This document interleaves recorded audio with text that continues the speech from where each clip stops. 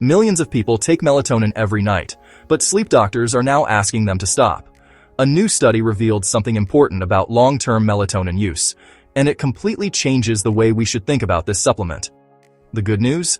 There's a much safer, more effective way to fix your sleep, and it's simpler than you think. You've probably seen headlines or videos recently suggesting that melatonin is dangerous, or claiming that this new study proves it's harmful, but is that actually true? And what does the science really say beneath all these alarming titles? Let's look at the evidence clearly, calmly, and without the unnecessary fear, so you can understand what's really going on.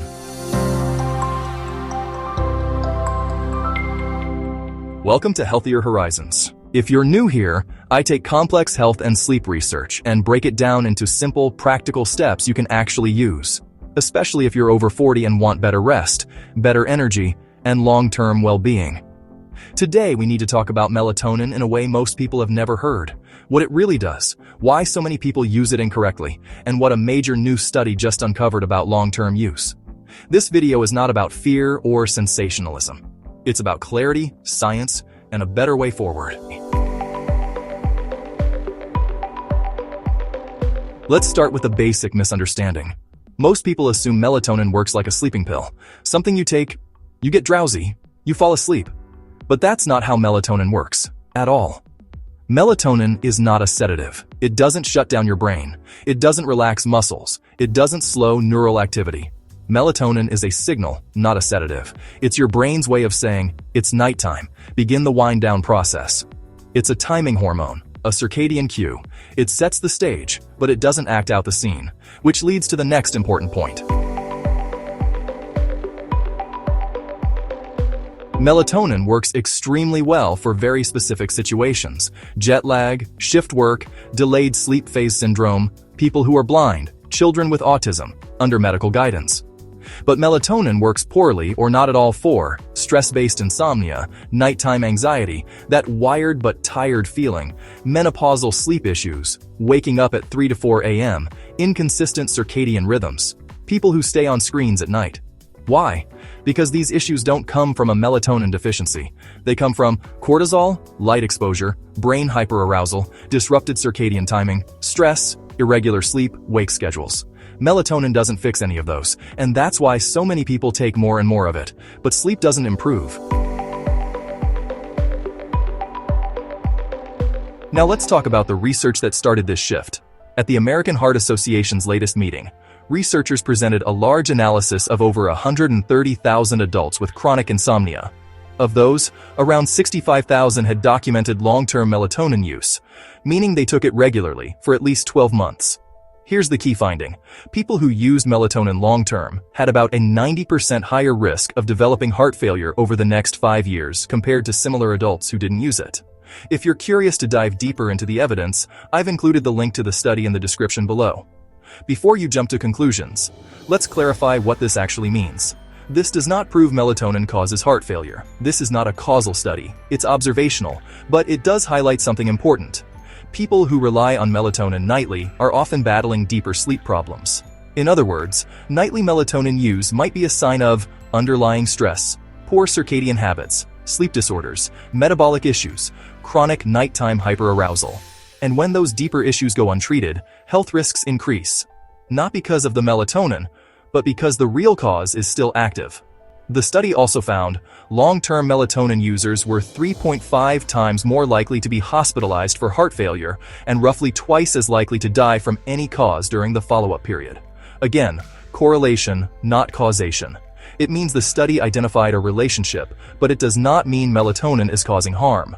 It's far more likely that people using melatonin nightly have underlying sleep disorders, higher stress levels, or other health conditions that increase their risk. And melatonin is just part of the picture, not the driver of it. And this naturally raises the question many people have at this point. I take melatonin? Should I stop? Not necessarily. The real takeaway isn't that melatonin is dangerous. It's that using it every single night often means the actual cause of your insomnia hasn't been addressed. In many cases, melatonin is simply being used to compensate for stress, late-night light exposure, or a disrupted circadian rhythm. When those factors aren't fixed, sleep doesn't improve, regardless of how much melatonin you take. That's why sleep doctors are now saying, stop using melatonin as a nightly sleep aid to mask the problem, and start fixing the real cause instead. Once you understand this, melatonin finally starts to make sense. After age 40, your sleep becomes more sensitive to 1. Elevated nighttime cortisol. Stress stays in your system longer. You feel exhausted, but your mind won't shut off. 2. Light exposure at the wrong time. Even 30 seconds of bright bathroom light suppresses melatonin by 50%. 3. Inconsistent wake-up times. Your circadian rhythm is set in the morning, not at night. 4. Mental hyperarousal, overthinking, racing thoughts, emotional tension. 5. Hormonal transitions. Women entering perimenopause or menopause feel this even more deeply. None of these problems responds well to melatonin, but they do respond extremely well to circadian habits. Here are the simple, science-backed steps that improve sleep far more reliably than melatonin. 1. Morning light, 5 to 10 minutes. Get natural outdoor light within 30 minutes of waking. This resets your melatonin rhythm faster than any supplement. 2. Evening light control. After 9 p.m., shift to warm, dim lighting. Your brain is extremely sensitive to blue and white light at night. 3. Stress to sleep transition. 1 minute of slow breathing. 4 seconds in, 6 seconds out. This drops cortisol enough to help you fall asleep naturally. 4. Magnesium glycinate 200-300 milligrams supports your nervous system without sedation, a safer option than daily melatonin. 5. Consistent wake time. This is the most powerful circadian anchor. Your body's internal clock is set by when you wake up, not when you go to bed. If you can nail these 5 habits, your natural melatonin rhythm improves without needing supplements. If you want extra support, there's a sleep reset program in the description that you can use at home. It's optional, just one more tool if you feel it might help. Let's recap. Melatonin isn't a sleeping pill. Long-term nightly use may be a sign of deeper sleep issues. Stress, light exposure, and circadian rhythm, not melatonin deficiency, cause most midlife insomnia. Morning light, evening dimming, calming the mind, magnesium, and consistent wake times are far more effective. And if you want guided support, there's a gentle sleep reset program linked below. If this helped you understand melatonin more clearly, the video you should watch next is The Melatonin Myth and the 5 Supplements That Actually Work. It's the perfect follow-up to everything we covered today.